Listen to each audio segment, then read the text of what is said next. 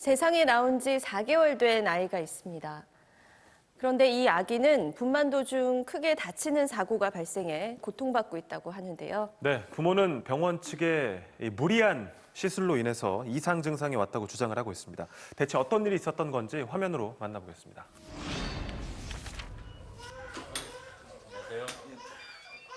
최근 부부는 큰 사고를 당했다고 합니다. 출산의 기쁨을 느껴보기도 전에 모든 행복과 기대는 송두리째 사라져버렸다는데요.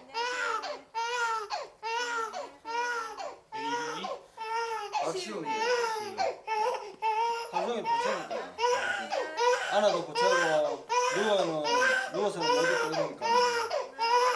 여느 또래 아이들과는 전혀 다른 모습을 보인답니다. 저산소성 허혈성 뇌병증. 뇌 전반적인 뇌 손상이 한 MRI 결과 99%라고 들었습니다.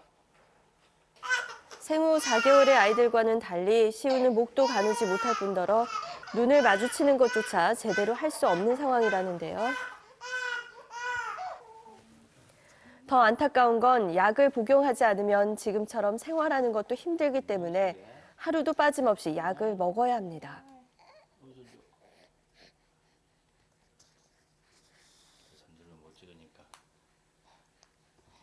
예, 전시가 잘 없어요. 애기 이제 가진 소식을 접하면서부터 집사람한테 무조건 재앙절개를 해야 된다. 나이도 있고 한데 애도 위험하고 담당 선생님 이제 산모가 이제 자연분만을 충분히 할 수 있는 몸이다. 골반도 튼튼하고 자연분만 확실히 할 수 있다고. 산모는 늦은 나이에 초산이었기에 자연분만이 순조롭지 않자 결국 병원 제왕절개로 아이를 출산하기로 애기한테 가까이 가서 보니까 애기가 막 팔을 막 떨고 막 사지를 떨면서 굉장히 아파 보였어요. 그런데 한눈에 봐도 뭔가 이상했습니다. 아이는 경련 증상과 함께 허혈성 뇌손상 소견이 보여 대학병원으로 전원을 시켰는데요. 두개골이 골절되고 그리고 뇌출혈이 심하다고 했습니다. 아들, 어이쿠 아들아, 꽁이야, 힘들어도 참고 잘 이겨내야 돼. 아들. 그런데 가족은 시우가 뇌손상이 온 이유가 모두 출산 중에 있었던 문제 때문이라고 주장하고 있습니다. 얼마 안 지나서 간호사 2명이 이제 배를 누르더라고요. 누르면서 선생님은 밑에서 이제 흡입기로 이제 아이를 당기고 그로부터 뭐 1시간도 지났었어요. 자연분만이 원활하게 진행되지 않자 의료진은 흡입분만을 실시했고 아이 머리에 흡입기를 대고 출산을 시도하는 과정 중 두개골이 골절되는 사고가 일어났다고 가족은 주장합니다.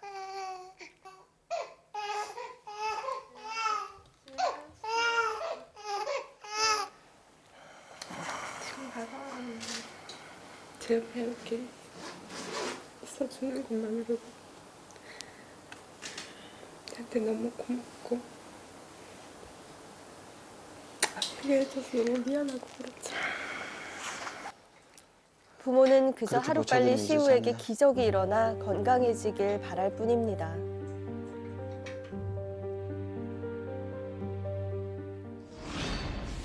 네, 현재 부모는 병원 측의 무리한 흡입분만으로 태아의 두개골이 골절되고 또 뇌손상까지 왔다고 주장을 하고 있습니다. 네, 선생님, 일단 흡입분만이 뭔지 좀 설명을 해주시겠습니까? 네, 흡입분만은 자궁문이 다 열리고 아이가 아래로 내려와야 되는데 그 힘이 부족할 때 이제 기구를 사용하여 도와주는 술기입니다. 같은데요. 예, 이런 흡입컵을 태아의 머리에 이렇게 대고 여기에 음압을 걸어서 그 힘으로 아이를 이제 내려올 수 있도록 도와주는 것입니다. 이 흡입분만 때문에 이 태아에게 좀 사고가 생겼다라고 부모들은 주장을 하고 있는데 왜 그랬나요? 흡입뿐만 시에 당기다가 보통은 산모의 골반 뼈에 부딪혀서 이제 골절이 발생하게 됩니다. 근데 이 분만을 할 때마다 흡입분만이 이루어지는 것 같지는 않은데 어떤 경우에 이 흡입분만을 하게 되나요? 흡입뿐만을 우리가 시도하는 상태는 태아의 머리가 산모의 골반에 꽉 낀 상태고 네. 그때 자궁 수축이 있으면서 아기가 빨리 나오지 못하는 경우에는 이제 아이의 머리가 눌리면서 심박동도 감소하고 그럴 수 있기 때문에 산부인과적으로도 상당히 응급 상황이기는 합니다. 응급시에 쓰는 네, 방법이군요. 그렇습니다. 네. 자, 그렇다면 이 흡입분만을 할 때 의료진이 좀 주의해야 할 부분이 있을까요? 주의해야 될 부분은 그 시간의 제한은 없지만 보통은 30분 정도가 권장이 되고 있기는 하고요. 그다음에 흡입뿐만 컵을 이제 대고 이제 시도를 해봤을 때 한 4번 정도 시도를 해본 이후에 그 잘 내려오지 않는다면 그때는 이제 다른 분만 방법으로 해봐야 될지 한번 고민을 해봐야 될 시점입니다. 그렇군요. 자, 그런데 가족은 병원이 산모와 아이를 배려하지 않고 무리해서 시술을 했기 때문에 이런 결과가 나타났다고 주장을 하고 있습니다. 자세한 이야기 화면을 통해서 만나보시죠. 가족은 병원이 가족의 의견을 제대로 듣지 않고 무리한 자연분만을 시도하다가 사고가 난 것이라고 주장하고 있습니다. 촉진제를 맞기는 했었는데 아이가 아직 아래로 내려오지를 않았었어요. 저 이제 친정 엄마도 그렇고 지금이라도 수술을 하는 게 낫지 않겠냐고 또 여쭸더니 괜찮다 하시면서 처음 그대로 그냥 자연분만을 하는 걸로 알고 계시라면서. 하지만 자연분만이 잘 되지 않자 병원은 흡입분만을 시도했는데 차트상에는 4차례로 기록돼 있습니다. 한 대여섯 번 정도는 됐었고요. 그리고 저희 친정 엄마가 들어오고 나셔도 몇 번을 하셨었거든요.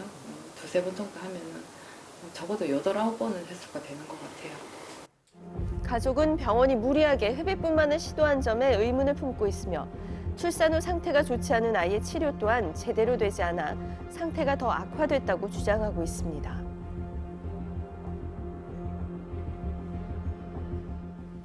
지금은 뭐 골든 타임이 지나서 치료하기가 그렇습니다라고 해갖고 회복 가능성이 희박하다는 거예요.